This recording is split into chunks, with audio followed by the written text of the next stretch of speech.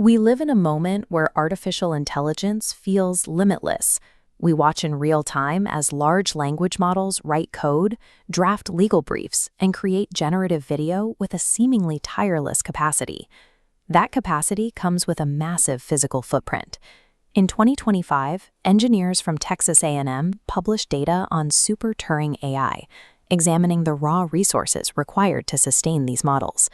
Training and running models like GPT requires staggering amounts of electricity.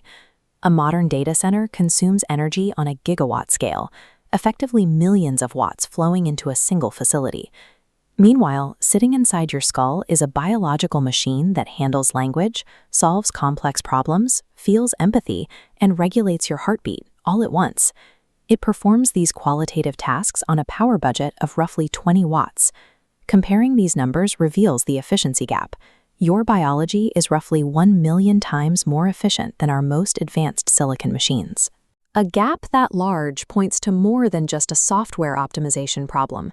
It indicates a structural difference in how the physical hardware itself is built.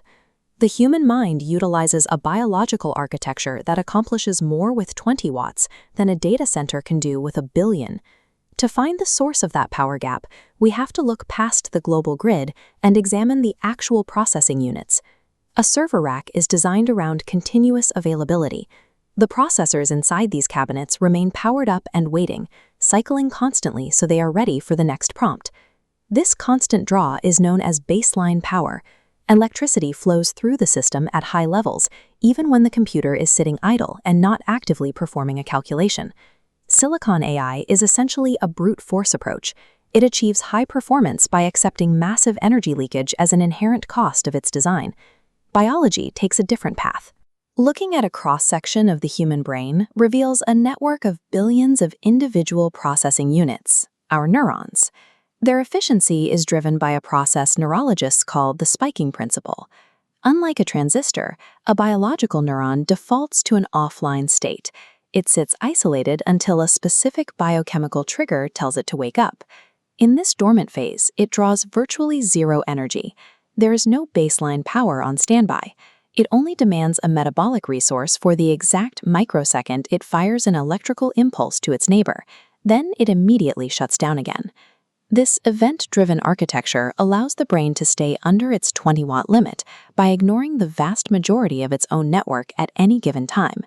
If your brain suddenly tried to operate like a server, forcing every single neuron to fire at 100% capacity, the biological hardware would fail.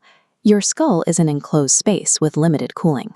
Running the entire brain at full load would generate so much thermal energy that the organ would literally cook itself inside your head. Mental fatigue and simple laziness are actually highly evolved biological thermal throttling mechanisms.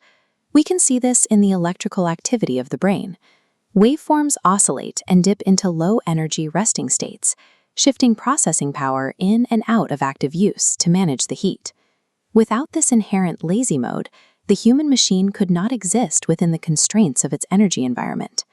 As we build more complex AI, the ultimate goal of engineering may not be a machine that runs relentlessly forever, but one that replicates the elegant, brilliant efficiency of the resting human mind.